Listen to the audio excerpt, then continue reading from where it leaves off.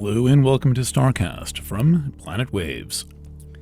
My name is Eric Francis Coppolino, the host of Planet Waves FM on hiatus and the host of the Planet Waves horoscope also on hiatus, both returning at the time of the Northern Hemisphere Southern Solstice. That would be next week. Hello to my subscribers and everyone else, and thank you for tuning in. This is the edition of STARCAST that is dedicated to the new moon in sign Gemini. This is an unusual new moon in that it is making a couple of very meaningful conjunctions, the most important of which is a conjunction to the asteroid Atlantis. Now, the mythology of Atlantis is about the use and abuse of power. That's really what we come down to. That's what the mythology of the fall of Atlantis is about. Well, really, when you think about it, like what really went wrong there? Which versions of the story are you familiar with? The version told by J.R.R. Tolkien is not so much about the abuse of technology, but rather about the abuse of trust and of the fear of death and an obsession with materialism. That is what he says brought down Atlantis, which he calls Numenor or Atalanta in Akalabeth, the downfall of Numenor. So what I prefer to contemplate is the influence of technology on our relationships and on our internal dynamics. So we know we've got a comment on the influence and impact of technology because we're looking at a conjunction of the new moon with Atlantis. And we know that there's something about internal dynamics because that is what Gemini is about. And we know there is something about interpersonal relationships that is between humans rather than within them, because this new moon conjunction is also exactly conjunct or very closely conjunct Juno. And by the way, did I mention that this takes place on the 18th of June? And this particular version of the chart does not tell you what day of the week that is. And the company stopped updating the software right before they got to doing that for me, putting in the day of the week. Since I'm one of those people who's, I call it day-date compromise. So that would be on Father's Day, the 18th, a new moon on Father's Day. Oh, that's lovely. And by the way, it's a pretty harmonious and peaceful chart. Okay, so we've got a new moon, the new moon conjunct Sun in Gemini, conjunct Atlantis, and conjunct Juno. So there's something here about the influence of technical consciousness, not the devices, the consciousness that they create and how that influences the human realm. Gemini, by the way, being the first of the human signs. And the joke of that is that when the zodiac begins, that we're in the sign of Aries, the ram, and then a month later, 30 days later, we're in the sign of the bull or the cow, depending on how you think about it. And then finally, 60 days into the zodiac, we have an image of a human. But it's not one human, it's two humans. Oh, the first human sign has two people. That's really interesting. It sounds a little Adam and Eve, except that the two people implied in Gemini might be the brothers, they might be the lovers, they might be twins, Castor and Pollux. Anyway, it's a human sign. Now, this kind of cluster of Moon, Sun, Atlantis, and Juno is exactly opposite the galactic center. And this tells us to be on notice for something larger than we might ordinarily think that a new moon is about. The galactic center is a kind of a spiritual homing signal. And it seems very peaceful and majestic when you think of the galactic center, except when you realize that there is, first of all, a supermassive black hole at the center of the thing, which contemporary astronomers say cannot possibly provide enough gravitational influence to hold the entire galaxy together. Hence, for that and other reasons, the analysis of this thing that is being called dark matter, which seems to concentrate around the outsides of galaxies. And anyway, that's a long story.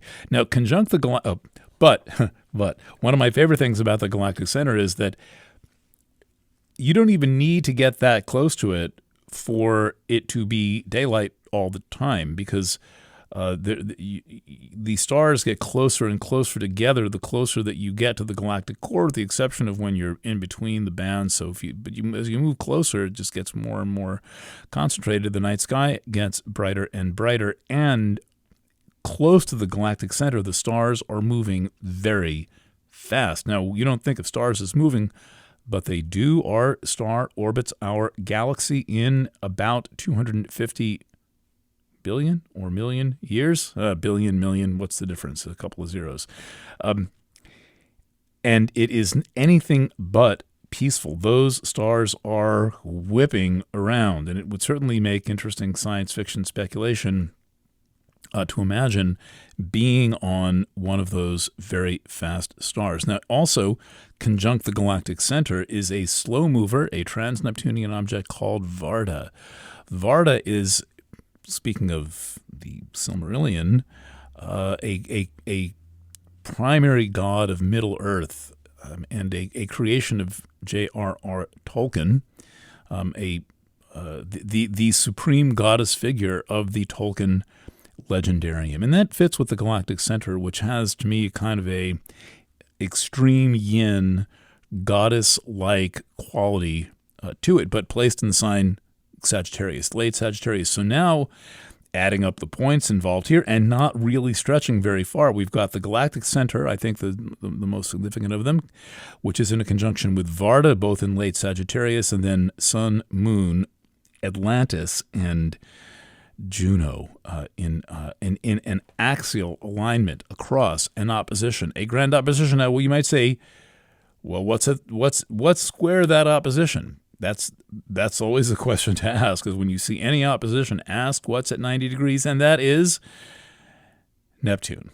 So with Neptune, we have a beware of false spirituality, beware of letting your idealism get in the way. We have beware of believing things that are not necessarily true. We have a lot of commentary on things that, let's say, glitter are not necessarily gold, and what might seem to have light around it is not necessarily spiritually supportive. So that's a caution there with Neptune, and a great deal of deception and self-deception are involved in Neptune. But the real problem with Neptune is the problem of belief. Belief is what you do when you don't know. So anytime you hear yourself say, I believe, the question then is, what is that belief based on? What do you actually know? Now, we would have to, in our time, we would have to kind of have a weekend-long seminar, probably residential, on the difference between knowledge and belief.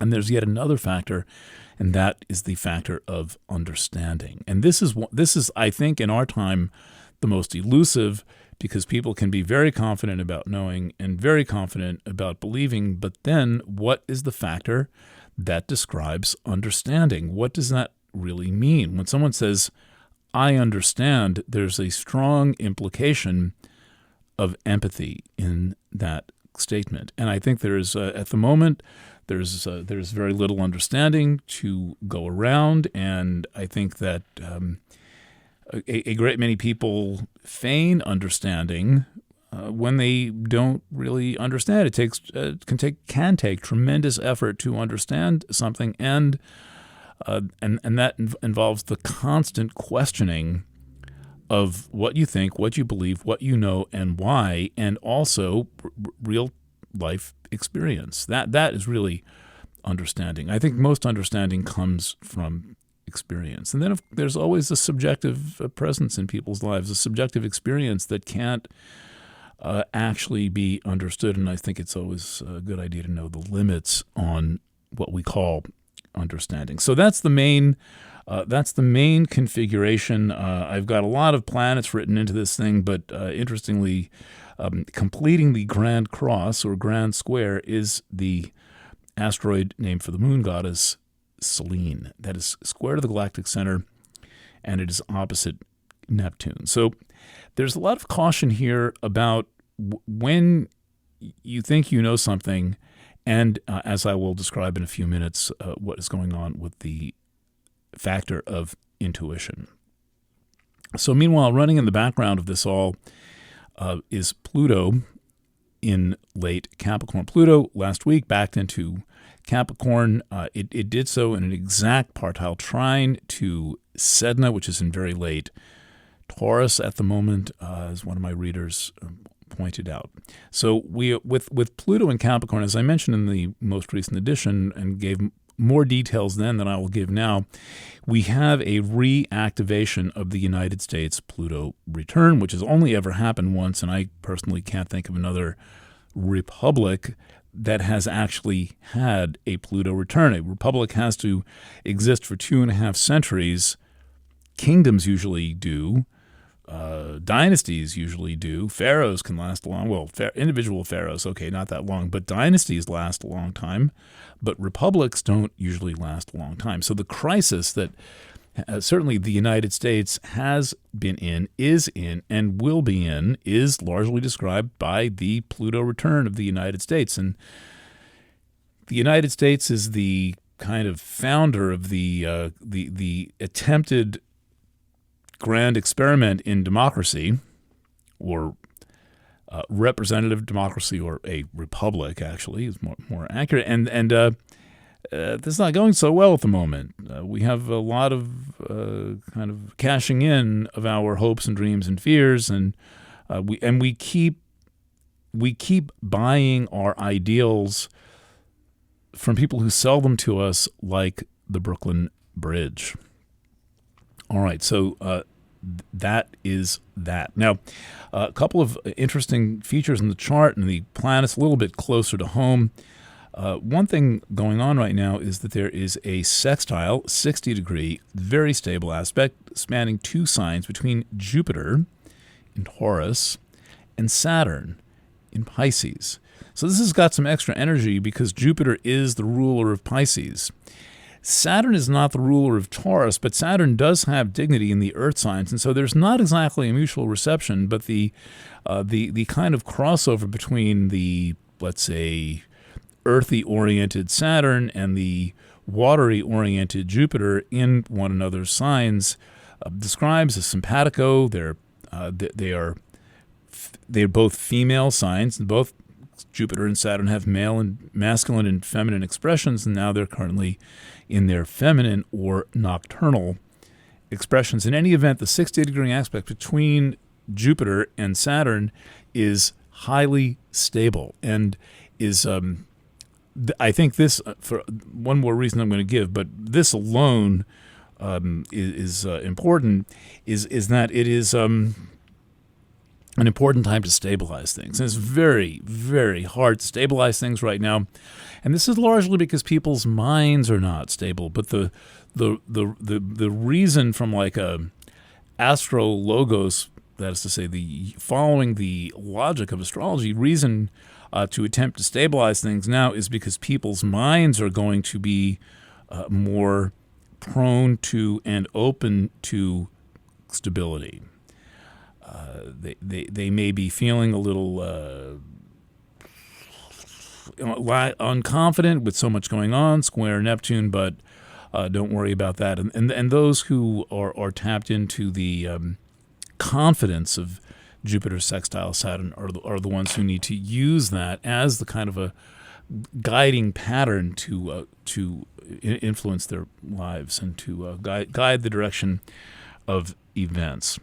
Now, at the same time, we have a slow, powerful Venus. Venus is a month away from being retrograde, but nonetheless is in its slow, powerful mode because it is entering shadow phase sometime soon, and slowing down for the retrograde, and planets gain influence and notability based on their speed. And so when you have a normally quick planet like Venus, which could move through a sign in a degree in less than a day, slowing down, well, that is meaningful, and it is doing so. At the new moon chart, we have another very lovely sextile between Mercury and Venus.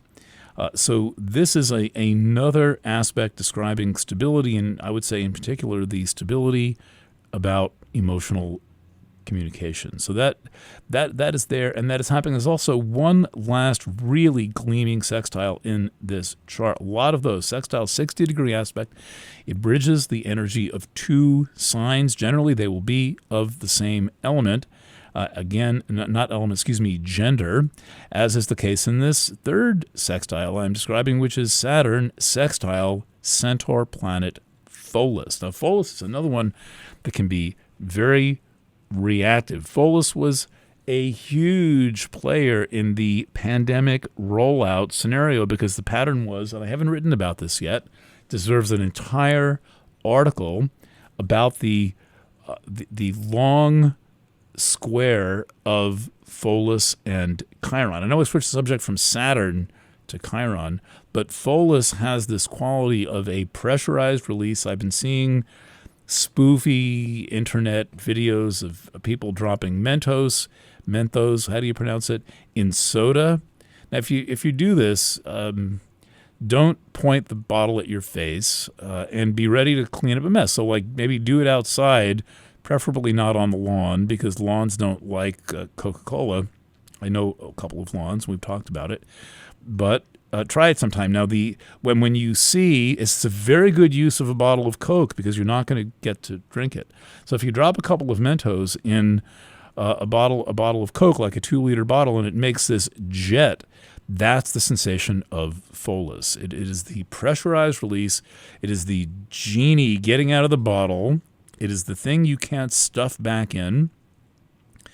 It is the elephant's toothpaste experiment in chemistry. Look that one up. That's a fun one. I'm going to try that one at home. That is you can try this at home if you don't mind making a soapy mess in your kitchen with peroxide and soap. Okay, so anyway, 3 beautiful sextiles. The energy is stable as long as you do your fact checking. So all of that stability is great. All of those sextiles, all of that kind of stitching together the wheel is wonderful, but the caveat is what I would say is the potential for false idealism or false spirituality associated with those 90-degree angles to Neptune. So be mindful of that, and there we go. One last thing now.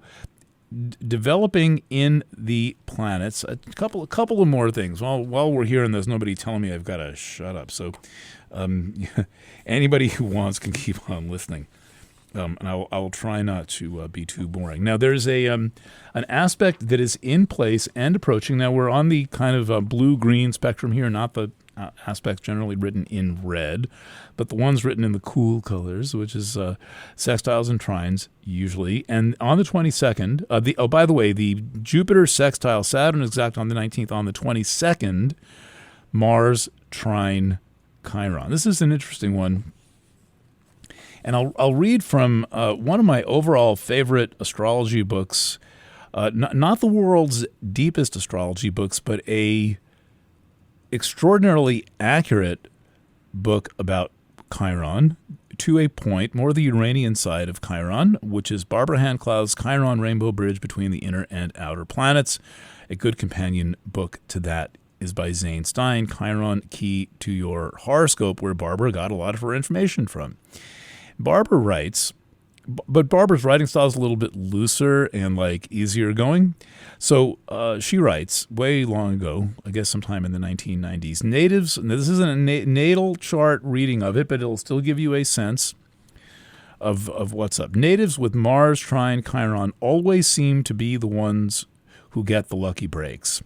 Their intuition is superb and aggressive. They're these people who move on hunches, and they know when to move on a hunch. And a lot of people kind of trip themselves up by doing this, but not according to Barbara, Mars trine Chiron people. Their intuition is superb and aggressive, and they seem to anticipate exactly the right moment to make a breakthrough. The presence of Mars cuts down on the general tendency for trines to be lazy. And the Saturn part of Chiron being a fusion of Uranus and Saturn, is activated by Mars. Again, the presence of Mars cuts down on the general tendency for trines to be lazy, and the Saturn part of Chiron, the discipline part of Chiron, is activated by Mars, which tends to cause the native to be very adventurous. All right, so that's a little bit about Mars trine Saturn. I think I saw one other thing caught my eye. An applying aspect going on in the midst of all of this, Mars moving very fast at the moment, is Mars square Uranus. This happens a little bit out next week. Let's see exactly when that is while we're on the subject. Mars square. I wish this program were still in business. I just ordered yet another old computer to run this program on, because it can only run on computers built before 2020. So someday I'm going to have an old Mac museum. I could kind of have one now. On June 26th will be the exact square. This is after the solstice. We'll get to the solstice next week. Mars square Uranus. Now, this is in effect, but it's not fully tuned and focused, but it's still there. So this is Mars square Uranus trine Chiron. Put that all together. What do you have? I mean, you have the spontaneous kind of accident-prone quality of Mars square Uranus, that kind of aggressive quality of it, and the things happening, not quite aggressive, things happening. And then the use of intuition, the assertive use of intuition with Mars trine Chiron. So that's it. That's what I've got for you tonight. This is my last week out of not doing a horoscope. I am planning to have the July horoscope next week. Let's see if that happens. It should happen. I like to keep the horoscope on, the monthly horoscope, on the schedule of the week that the sun changes signs. The Cancer birthday reading coming around that time soon. Gemini reading is ready. Cancer reading is available for pre-order. And we are offering the trifecta mid-year video reading. Sell enough of those, I will do it. All right, that is what I have to say to you. Thank you to my subscribers. For an interesting place to see Planet Waves articles and Planet Waves discussions, I suggest checking out a website that we will give a shortcut to, but it's planetwaves.substack.com. It's a different kind of presentation of Planet Waves. It is the same basic materials, but they're just kind of a nice modern format, not like a blog or a ordinary website. Again, planetwaves.substack.com, and I'm going to link into one article about that in the letter that is going out with tonight's mailing. Maybe one or two. All right, thank you for listening. Drop me a note if you feel like it, efc@planetwaves.net. If I don't respond, I'm not ignoring you. Just send it again the next day. Thanks for listening. Lots of love, and bye for now.